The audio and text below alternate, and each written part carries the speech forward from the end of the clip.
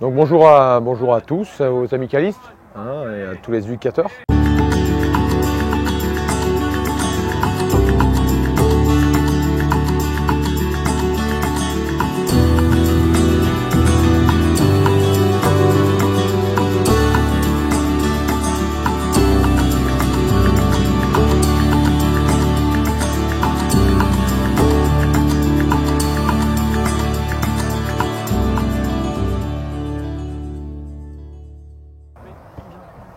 Et c'est parti.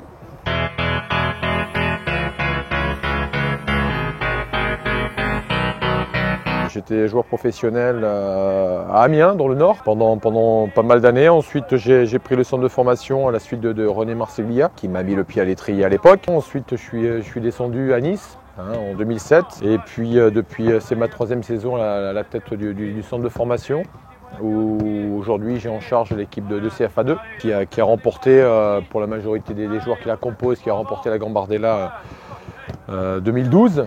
Donc voilà, c'est les garçons qu'on va voir, que vous allez voir là ce matin à l'œuvre, sur cette séance d'entraînement de début janvier, puisqu'on a repris depuis 3 jours. Et donc c'est la séance du mercredi qui correspond, je dirais, à la préparation entre guillemets tactique, technico-tactique de ce qu'on recherche dans les matchs de compétition de nos jeunes. Et la particularité que l'on a aujourd'hui, c'est dans les effectifs de l'OGC Nice, c'est d'avoir rassemblé dans le groupe post-formation la CFA2 et les U19 nationaux. Parce que y a beaucoup de joueurs qui sont appelés en équipe professionnelle, donc ça réduit un petit peu nos effectifs. Et aujourd'hui, on a estimé qu'il était intéressant, on a un groupe de 24, 25, 26 joueurs, de former un seul et même groupe avec les joueurs de la CFA2 et les joueurs des 19 ans qui nous restent.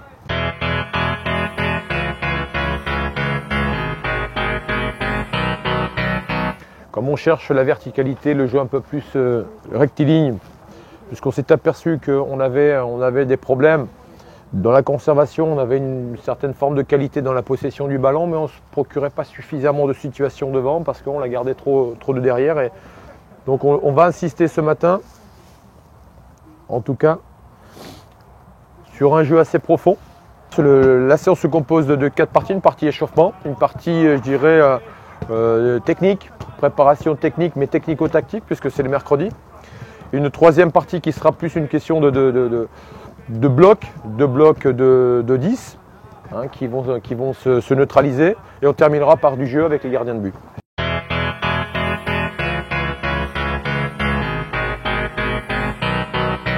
Donc la première partie d'échauffement, elle dure à peu près une douzaine de minutes. Il y a un petit peu de vent dans le sud, ça arrive. Donc une petite douzaine de 2 minutes. Une partie échauffement avec, vous voyez les garçons qui sont à une dizaine de mètres. Dans un premier temps, une conduite de balle pour mettre en chauffe le corps. Une conduite sur 2 minutes à peu près. Et après, on passe sur une dizaine de minutes avec le même principe, tout simplement. Tout le monde connaît, c'est rien de bien méchant. C'est la passe, simplement une passe ici verticale, la remise. On se déplace d'un côté, on fait une passe et on se déplace de l'autre. C'est un petit peu ce qu'on voit là avec les garçons, avec tous les mouvements de préparation physique, avec les montées de genoux, les talons-fesses, etc., etc. Bon, un échauffement, je dirais, classique, mais tous nos échauffements sont faits à base de ballon. On met toujours du ballon. Nos séances sont faites à entre 85 et 90% avec ballon.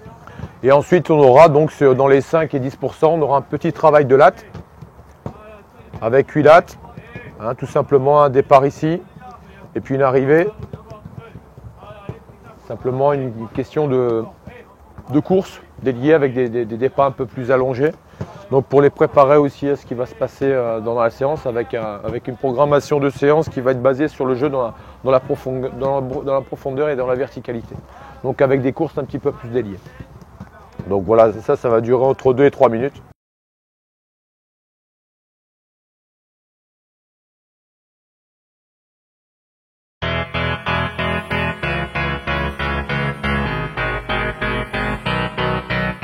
Donc la deuxième partie un peu plus technico-tactique, c'est un exercice de 6 contre 3 avec une base classique, le rectangle, qui correspond toujours à peu près à l'échelle au terrain de football, avec 3 3 joueurs dans une partie, 3 autres joueurs dans une autre, et 3 joueurs à la récup. Donc tout simplement un qui gère cette zone, l'autre qui gère la base du milieu, et le dernier qui gère à l'opposé. Et tout simplement l'objectif étant de chercher la profondeur, la verticalité, qui est notre thème de la matinée. Et c'est de trouver les solutions pour permettre le circuit d'un aller, éventuellement d'un retour, etc. Sans avoir à être intercepté à l'intérieur du terrain. Donc bien sûr, il y aura des points qui seront comptabilisés pour la réussite du thème et aussi qui seront en déduction dès la récupération de l'adversaire. C'est-à-dire que par exemple, si on arrive à faire un aller, on aura 1 point. Si on fait l'aller et sans interception, on arrive à faire un retour, on a 5 points. Donc on a 1 point pour un aller, on a 5 points par exemple pour un aller-retour. En cas d'interception de l'adversaire, et si l'adversaire réussit à se faire une passe, on enlève 3 points. Donc c'est 3 points supplémentaires pour les défenseurs. Allez, Thierry, ballon aérien, c'est hauteur de hanche, pas plus haut. Hein. Pas plus haut. Hein. Jouez, jouez, jouez. Ouais, ça va vite. Bien sûr les appuis, bien sûr les appuis. Bien sûr les appuis, on ne force pas. On ne force pas les passes, on la garde. Ne forcez pas vos passes. Et ouais, interceptez 3 points. 3 points Arthur. Soyez patient. Tu donnes le ballon, tu restes là. Déplace-toi là. Viens ici, viens là. Après tu cherches l'angle. Déplace-toi, voilà. Là tu déplaces là-bas. Rapide. Voilà encore. Ah, peut-être 6 points. Non. Tu forces. Tu vas être là pour lui. Mais comment tu veux? Le mec il est là, il peut pas te faire la passe. Là il peut te faire la passe, réfléchis. Voilà. Mets-toi là-bas. Voilà. Là il peut jouer avec toi. Voilà. Voilà, ça y est, il a compris. Voilà, bien joué. Rapide. Dès qu'il y a l'ouverture, on la joue. Ça fait 3. Oui. Ça fait 1 point pour vous. Comptez vos points. Comptez vos points. Et c'est un demi-point. C'est un demi-point. Dans cet exercice-là, on va rechercher exactement ce que l'on veut sur la suite de notre séance. C'est-à-dire, dès la perte du ballon, les joueurs qui sont en possession peuvent la récupérer. C'est-à-dire que quand on perd le ballon, ces garçons-là ont plutôt intérêt à venir la récupérer parce que sinon ils vont perdre 3 points de leur comptabilisation. S'il y a une erreur technique, imaginons que le ballon sorte des limites du terrain, c'est 1 point qu'on enlève à l'équipe qui attaque. Et si c'est un ballon qui est dégagé en touche, tout simplement par l'adversaire, c'est un demi-point. Et ça va nous amener à l'exercice qui va suivre de conservation, je dirais, dans l'axe du terrain avec un stop ball, dans une zone bien délimitée. Voilà, il faut aller vite, oui, c'est ça, excellent, parfait, encore, et encore. Ouais, tu peux te déplacer, tu peux, c'est sorti, erreur technique, enchaîne, enchaîne, enchaîne. Allez, on se déplace, Brian, déplace-toi, déplace-toi.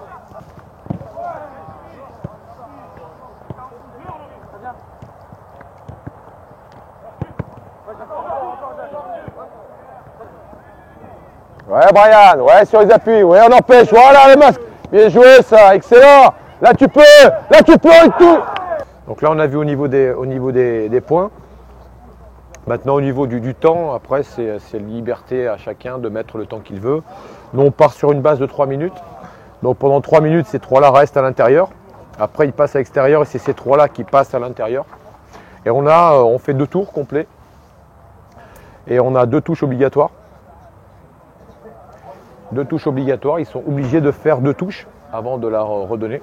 Et après on laisse libre. Donc pendant 3 minutes bien sûr.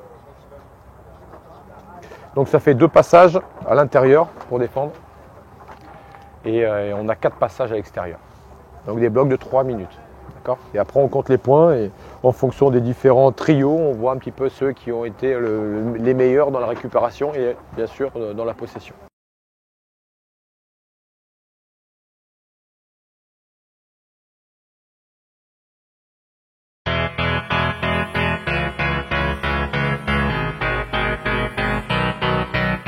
Alors on va se baser sur les distances de terrain. Comme on cherche la verticalité, le jeu un peu plus rectiligne, puisqu'on s'est aperçu qu'on avait des problèmes dans la conservation, on avait une certaine forme de qualité dans la possession du ballon, mais on ne se procurait pas suffisamment de situations devant parce qu'on la gardait trop de derrière. Et donc on va insister ce matin, en tout cas, sur un jeu assez profond. Donc à 10 contre 10. On garde les mêmes thèmes sur 6 minutes, 2 touches obligatoires. Les mêmes thèmes que l'exercice précédent. Et ensuite, on va enchaîner sur 6 minutes, libre. Voilà, tout simplement. C'est un exercice avec notre base, notre organisation, notre système que l'on veut mettre en place, avec bien sûr des contenus, avec une obligation aussi de se projeter vite vers l'avant, en tenant compte aussi des hors-jeux, situations réelles de match. Sauf qu'il n'y a pas une finalité avec le but. C'est tout simplement pour essayer de trouver la solution sur un plan vertical. Rouge, noir, en place. Top ball, objectif, 2 touches obligatoires, objectif, mettre le ballon, poser le ballon entre les 2 lignes. Cherchez plus haut.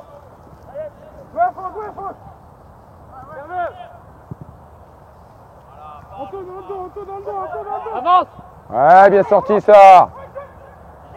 Profondeur, voilà, excellent. Là, il n'y a pas de gardien. Là, on est sans gardien. Hein, on va positionner nos joueurs. Et l'objectif, bien entendu, c'est de trouver les situations pour mettre ce ballon, pour aplatir entre guillemets ce ballon, mettre la semelle sur le ballon dans cette zone. Hein, c'est le stop ball que tout le monde connaît, classique, mais c'est une longueur un peu plus importante et surtout il y a très peu de largeur. En 11 contre 11, il y a beaucoup de densité, donc il faut exécuter les gestes assez rapidement et surtout trouver la profondeur pour se libérer du pressing adverse. Maintenant, préparez, calmez. Voilà, calmez, prépare Gauthier, préparez.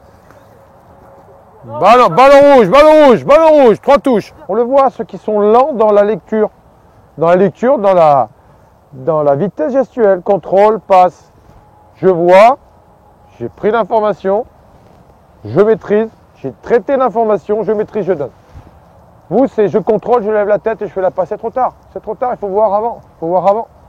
2 touches obligatoires, c'est très difficile. Ok, et là ça se voit, vous êtes en difficulté parce que vous avez toujours l'habitude de prendre votre temps entre le contrôle et puis la passe et puis l'adversaire arrive. Ok, changez de côté les noirs.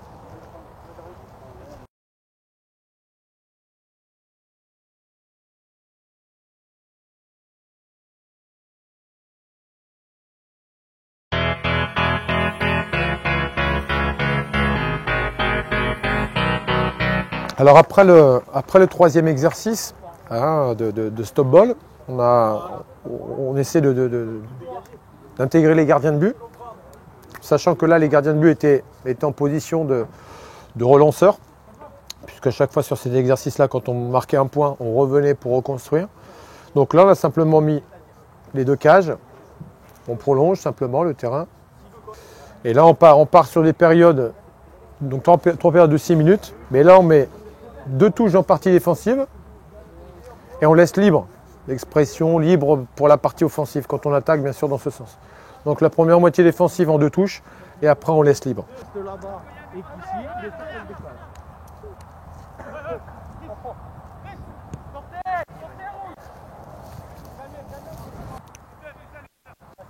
Orientez-vous vers l'avant pour jouer fort. Là maintenant, vite. T'afformes pas, Adrien, tu t'afformes pas, tu vois pas ce qui vient dans ton dos. Tu as le même problème.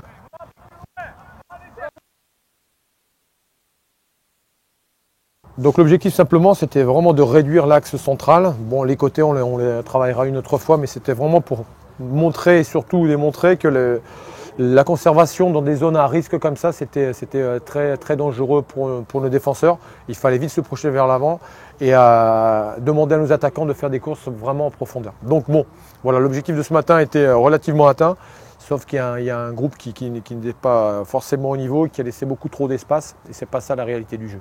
Voilà.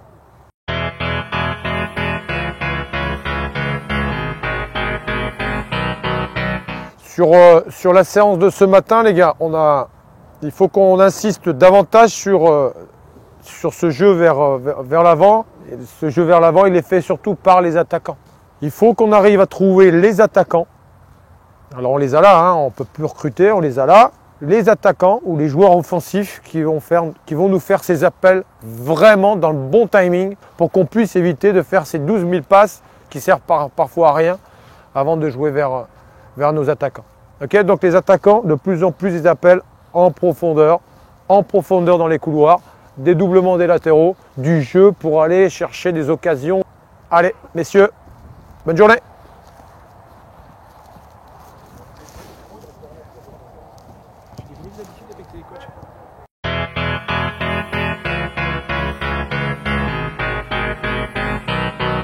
Donc voilà, notre problématique de ce matin, c'était de chercher la profondeur bien sûr, mais avec un degré de qualité et de niveau supérieur à ce qu'on a vu. Même si ça a été intéressant, on cherche encore à être au top. Et donc notre objectif dans les semaines qui vont arriver, ce sera de réfléchir à réduire la qualité, réduire l'élite, vraiment pour finir fort avec les joueurs, les meilleurs joueurs de nos catégories, quoi. On va essayer peut-être du fait de ne pas se comparer à l'autre groupe, ça va être peut-être la possibilité de les faire progresser à l'intérieur et de peut-être en sortir. Il y en a qui vont peut-être se raccrocher au bon wagon et puis tu auras ceux qui se raccrocheront peut-être pas du tout, quoi.